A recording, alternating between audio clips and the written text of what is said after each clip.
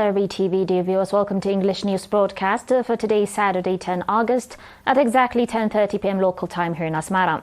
I'm Bersabet Akhla, and these are the major headlines for today. National Eritrean Festival 2024 commences with grand celebrations. Financial and material support extended to families of martyrs. Russian warships make strategic port call in India. And a powerful earthquake rocks southwestern Japan.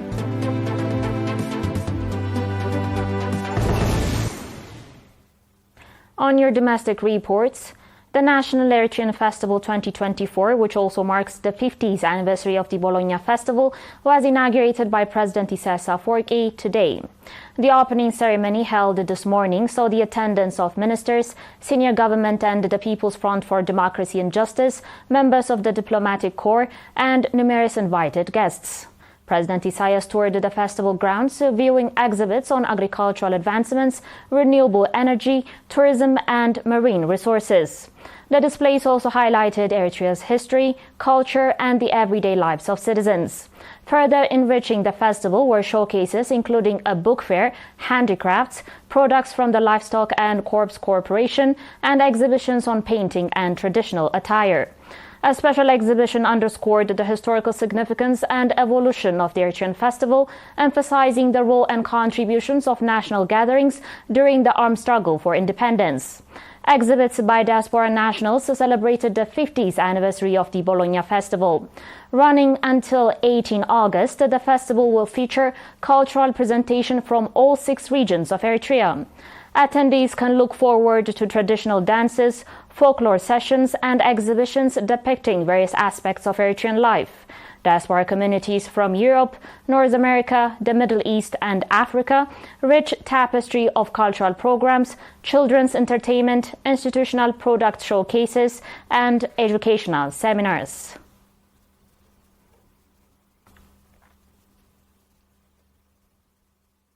On your last local report, in a show of solidarity and respect for their martyrs, government employees and affluent individuals in Fort Osawa subzone have contributed over 58,700 nafa to support the families of martyrs.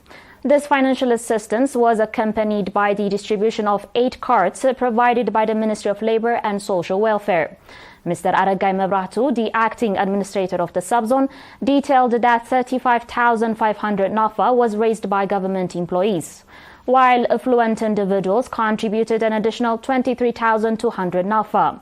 This collective effort not only reflects our societal respect and honor for the martyrs, but also reinforces our commitment to support their families, stated Mr. Idris Mohammed Saleh, a representative from the Ministry of Labor and Social Welfare. He added that last year, contributions to totally 99,000 nafa were distributed among 59 families of martyrs. And related developments, 22 administrative areas in Ad-Duhala subzone collectively raised over 97,000 nafa to support families of martyrs. They also took part in plowing and cultivating lands for 540 families, ensuring that the martyr sacrifices are honored through continuous community support. The families receiving the support have expressed their gratitude, appreciating the ongoing support from the community and the government. Mr. Erri-TV, administrator of the Ndagergis Semi-Urban Center, and Mr. Zerai Negash, managing director of the Ad-Akhalo administrative area, echoed these sentiments. They emphasized that such support is a testament to the profound respect and honor that the Eritrean people uphold for their martyrs. The viewers will be back shortly with their international reports and more. Please stay tuned.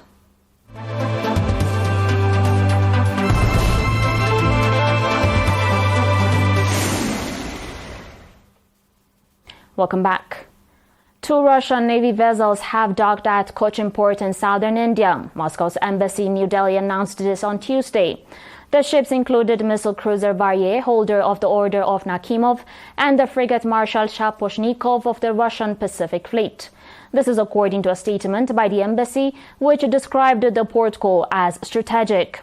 A video released by the embassy shows Russian sailors interacting with their Indian counterparts in the control area of one of the ships. The visit was reported days after Indian Navy frigate INS Tabar traveled to Russia's St. Petersburg for a 4-day visit to participate in the 328th Russian Navy Day Parade celebrations. On today's final report, a powerful earthquake struck off southern Japan on Thursday, causing mostly minor injuries, but raising the level of concern over possible major quakes stemming from an undersea trough east of the coast. Officials said 9 people were injured on Japan's southern main island of Kyushu, but the injuries were mostly minor. There were no reports of serious damage, and tsunami advisories for the quake were lifted later. However, the quake prompted seismologists to hold an emergency meeting in which they reassessed and raised the level of risk of major quakes associated with the Nankai Trough east of southern Japan. The Japan Meteorological Agency said that Thursday's quake registered a magnitude of 7.9 and was centered in waters off the eastern coast of Kyushu at a depth of about 30 kilometers below sea surface. Dear viewers, you're still watching us on ERi-TV, and now recap of the major headlines. National Eritrean Festival 2024 commences with grand celebrations. Financial and material support extended to families of martyrs. Russian warships make strategic port call in India.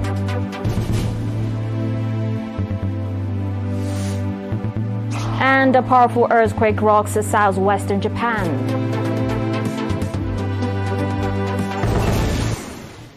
That was it for today, dear viewers. Thanks for watching and have a good one.